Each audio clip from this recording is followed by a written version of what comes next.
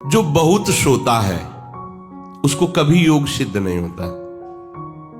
सच्ची मानिए, 3 घंटे नींद में काम हो जाता है, अधिक से अधिक 4 घंटे। भागवतिक चिंतन अपने आप इंद्रियों को संतुष्ट कर देता है। जो नींद से संसार का चिंतन छूटने पर इंद्रियां बल को ग्रहण करती हैं, वही भगवत चिंतन से स्वाभाविक प्राप्त हो जाता है। आनंद पूर्वक जैसे सुख को हम सहते, ऐसे हम दुख को सह जाएंगे, क्योंकि हमारा स्वरूप दुख सुख से परे है। हमारे आराध्य देव, हमारा लक्ष्य दुख सुख से परे है। वो तो सच्चिदानंदमय है, पर ये बातों से नहीं होगा, स्थिति से होता है। स्थिति कब आती है? अभ्यास करने से।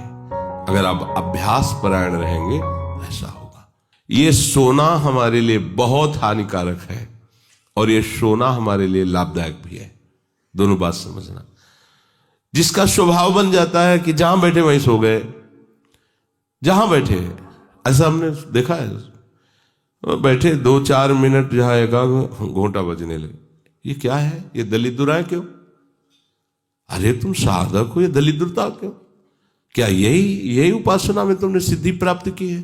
जहां बैठ जाओ वहां तुम लड़खड़ा गए, लार बहने लगी, सोने लगे, घोंटा बजने लगे। ये दलिद्रता है, ये तमोगुणी है। ऐसा नहीं। एक बार नींद को समय दिया है, 3 घंटे 4 घंटे, आ जाए तो आ जाने, उसको निमंत्रण नहीं देना, राधा राधा राधा, और जग कर फिर वैसे ही अपनी दिनचर्या। कोई भी फर्क नहीं पड़ना।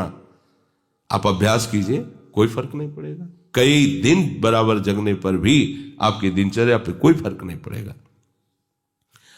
जो अपना स्वभाव बिगाड़ रहे हैं, वो अपना नाश कर रहे हैं। अधिक पड़े हैं, सो रहे हैं, ये ठीक बात नहीं है।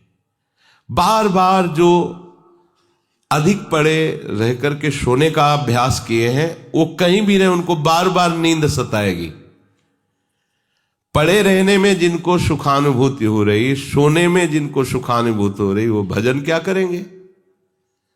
जो ज्यादा नींद लेते हैं उनकी गाढ़ नींद कभी नहीं होती है। मतलब अब सो चुके, थक गए, ऐसा नहीं आएगा। उनको बहुत प्रकार से विघ्न पड़ने लगते हैं, स्वप्न आदि आने लगते हैं, नींद का स्वरूप लंबा हो जाता है, 10 घंटे 12 घंटे। हमको एक ने बताया था कि हम केवल भोजन के लिए उठते हैं और अपने कमरे में ही पड़े रहते हैं, 18 घंटे वो सोते हैं। वह क्या जीवन आपका है? ये जीवन है? सोना बहुत हानिकारक है। अरे हम परमार्थ के पति के, जितनी बार नाम जप कर लिए वो हमारे बैंक में जमा हो गया। सो के क्या बर्बाद करना है? 3 घंटे 4 घंटे, इसके 5-6 घंटे वो उनके लिए है जो बहुत श्रम परायण है, परिश्रम करते हैं शरीर से, साधक के लिए नहीं। 3 घंटे पर्याप्त है। आप अभ्यास करके तो देखिए, 3 घंटे में आपको बिल्कुल 24 घंटे के लिए तृप्ति मिल जाएगी। हाँ बिल्कुल ठीक है, अभ्यास कर लीजिए। दिन में लेटे रहने पर भी 1 मिनट नींद नहीं। अभ्यास कीजिए। अभ्यास अमृत है और अभ्यास ही मृत्यु है। आपने जैसा अभ्यास कर लिया, अमृत का अभ्यास किया तो अमृत है, और मृत्यु का अभ्यास किया तो मृत्यु है। भोगों का अभ्यास करना, सोने का अभ्यास करना, प्रपंच में अधिक रुचि रखना, ये सब मृत्यु है। नामामृत, लीलामृत, रूपामृत, धामामृत, इसका अभ्यास करो, अमृत है ये। शरीर उसका बहुत सोने पर भी आलस्य से भरा रहेगा।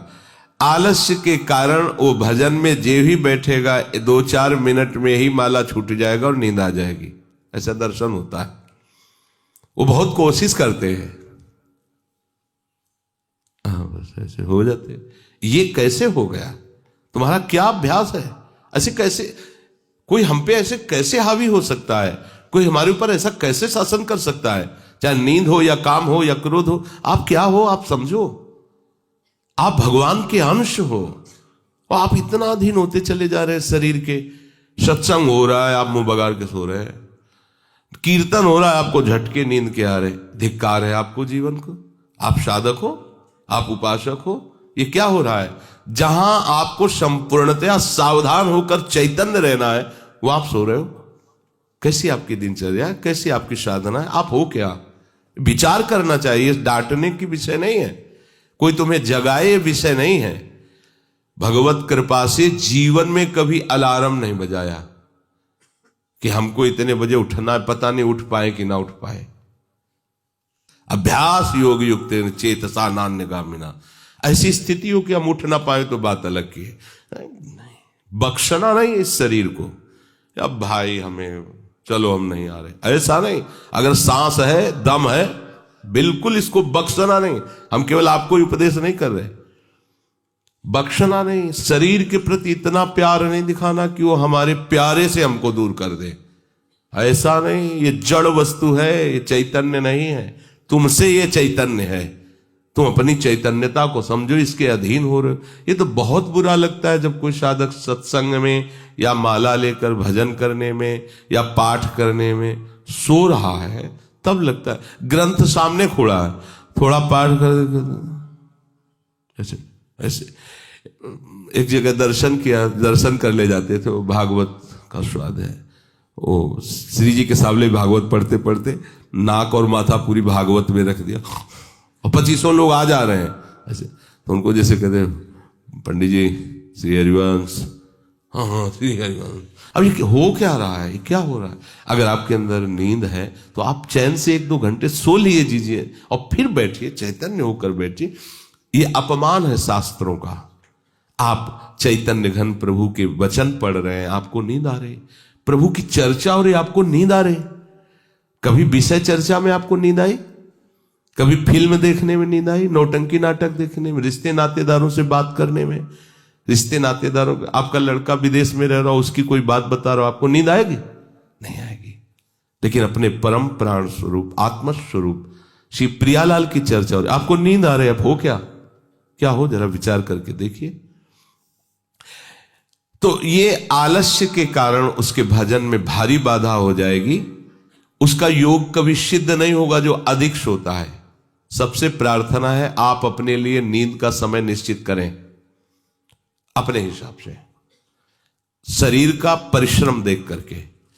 अब जैसे जो उपासक रात भर सेवा में लगे रहते हैं, हम उनके लिए कहेंगे कि चाहे दिन हो चाहे रात हो, आप 4-5 घंटे आराम से सोइए। प्रार्थना है कि सोइए, क्योंकि आप जवान साधक हैं, सोएंगे तो आपकी इंद्रियां फिर भजन में लगेंगी।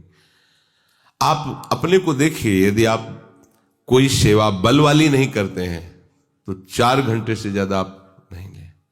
अच्छा उपासक 3 घंटे में हो जाता है। अब आप लोग देख लीजिए, अपनी एक दिनचर्या में नींद का समय आप निश्चित कीजिए, और जो निश्चित कीजिए उसे कम से कम 10 वर्ष तो निभाइए। यहां 2-4 दिन में दिनचर्या बदल जाती है, ऐसे नहीं होना। साधु का ऐसा नहीं होता। कुछ नियम लो तो 10-5 वर्ष तो चलो, 2-4 दिन में सब फिसल जाते हो, क्या फायदा है? एक नियम लो, हम इतने घंटे सोएंगे, हम छूट देते हैं आपको। आप अपने आप ने नियम लो कि हमारा इतने घंटे में हो जाएगा। उस घंटे को आप लिख लो अपने सामने कि मुझे इतने घंटे केवल सोने के लिए सत्संग में अनुमति है, क्योंकि हमने वहां इतना नियम लिया था। आप ले, बताने की जरूरत नहीं। आपके द्वारा लिया हुआ नियम फिर आपसे कभी नहीं टूटना चाहिए। स्वीकार करो आप अंदर से कि आप इतना सोएंगे, पर लिमिट हम बताए देते हैं। शरीर अधिक श्रमित जो सेवा में होता है 5 घंटे, गृहस्थी है तो 6 घंटे, साधक है 4 घंटे। भजनानंदी को कहना ही नहीं पड़ेगा, 3 घंटे में हो जाता है। इसी के अंतर्गत आप चयन कर लीजिए। 6 से 7 में मत बढ़ना, क्योंकि सत्संगी हो, इतना भारी श्रम तुमसे नहीं होता। बलराम ब्रजवासी है, 20 वर्ष की बात बता रहे हैं, एक दिन की नहीं, 20 वर्ष की नित्य दिनचर्या से वृंदावन की परिक्रमा, और कितनी मेहनत से चक्की चला करके 150 रुपया करके घर परिवार चलाना, संत सेवा करना, सत्संग सुनना, ये सब गृहस्थ है, परिवार है, भागे घूम रहे हैं परमार्थ के लिए, नंगे पैर पूरे वृंदावन। 20 वर्ष पानी गिरे, पत्थर गिरे, कोई मतलब नहीं। इतनी इतनी एड़ी फट गए एकदम।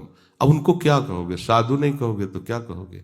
ब्रजवासी हैं, रात दिन प्रभु का नाम स्मरण, सत्संग, परिक्रमा सब कर, और मेहनत उठा उठा के बोरा भर बेचना, उसमें कहीं 10, 20, 50 रुपया बचा लेना, परिवार का पोषण करना। आपके लिए तो कोई सेवा ऐसी नहीं मेहनत वाली। फिर आप इतना लंबा सफर कैसे सोच सकते हैं? वो गृहस्थ होते हुए 2-2:30 बजे जगते हैं, तब अपनी दिनचर्या पूरी करते हैं। हो सकता है रात्रि के 10-11 बज जाते हों, दिन में वो चौकी में रहते, कब सोते होंगे। और 20 वर्ष की दिनचर्या हम उसकी बता रहे हैं। आप विचार करो, आप साधक हैं, आप विरक्त हैं, या आप संसार से निवृत्त होकर वृंदावन वास करें, आप कितना सोते हैं? ये बंद करो, शरीर को सुखी करना बंद करो। ये शरीर को सुख देने की बात महादुख मोल लेना है। निश्चित करो आप अपने समय को सोने का। कर लिया? कर लिया? हाँ, अपना समय निश्चित करो। जो समय निश्चित किया हो, 4 घंटे, 5 घंटे, 6 घंटे, ये धाम है, यहां झूठ नहीं चलेगा। अगर 6 घंटे निश्चित किया तो 6.25 घंटे नहीं होना चाहिए। उसी को आप विभाजित कर लीजिए। 4 घंटे रात्रि में सो लीजिए, 2 घंटे दिन में सो लीजिए। आपको अगर 6 घंटे सोना है, 4 घंटे सोना है, 3 घंटे आप रात्रि में, 1 घंटे दिन में विश्राम। अगर आपका रात्रि में हो जाता है तो दिन में विश्राम की जरूरत नहीं। आपको इस पर आना पड़ेगा। आपसे कांच छुड़वा रहे हैं, मणि पकड़ा रहे हैं आपको, घाटे का सौदा। आप क्या कर रहे हो? मणि देकर कांच खरीद रहे हो, और आपका कांच छुड़वा के मणि। इंद्रनील मणि श्याम मनोहर 7 कुंभ तन गोरी, इनके समीप चलना है, इनकी जूठन पाना है, इनके साथ खेलना है। ये सौभाग्य प्राप्त करने के लिए जो असत धारणाएं हैं उनको मिटाना होगा।